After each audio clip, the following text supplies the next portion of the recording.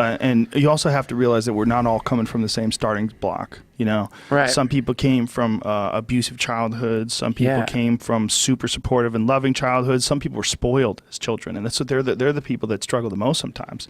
You're seeing kids that grow up in like really rich families where the parents weren't hands-on.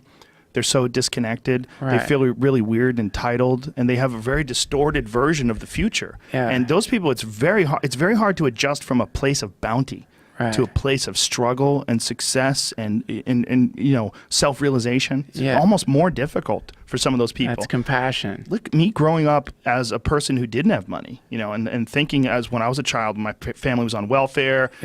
Thinking, I still can remember, at least I have an idea of a memory of us drinking powdered milk. I remember that. I remember being really embarrassed if people would come over our house. We had powdered milk. We were poor, you know, and that memory of being a young man, of being a struggling young comedian, doing a bunch of odd jobs, trying to make it, like this real hunger and worry. I remember one of the most embarrassing moments of my young life.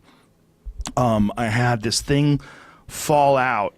It was like some management company was interested in me, and they were like a music management company, and they were thinking about branching off into comedians. This guy was talking to me about it, and it was falling apart, and I was driving with my girlfriend, and I was 21, and the whole thing was so frustrating to me that I just started crying.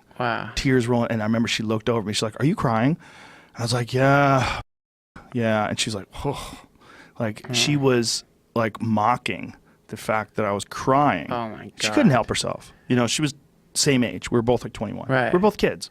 You know, and she just thought it was a move. Just be crying about being frustrated about your career. And I remember being so embarrassed. Like, why did I let that out to her? Like, why did I let that out in public? This frustration of not knowing where the future lies.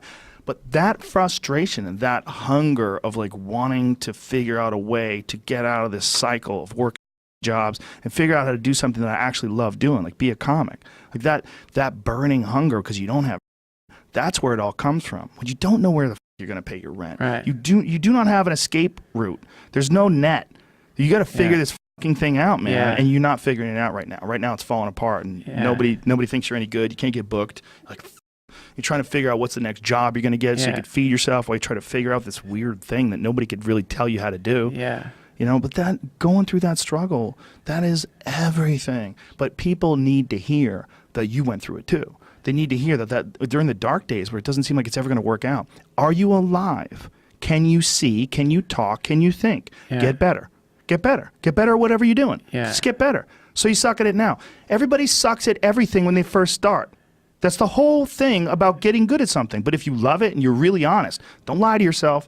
Don't lie to yourself. Look at it for what it is. Look at it for what it is and work on it. Whatever the fuck it is, whether it's writing books or making music or composing computer code, whatever the fuck you want to do. If you suck at it, get better. But look at it for what it is. Look at it for really what it is. And that's one of our biggest problems. One of our biggest problems is that people have a really hard time looking at things for what they are if they're not flattering. That's right.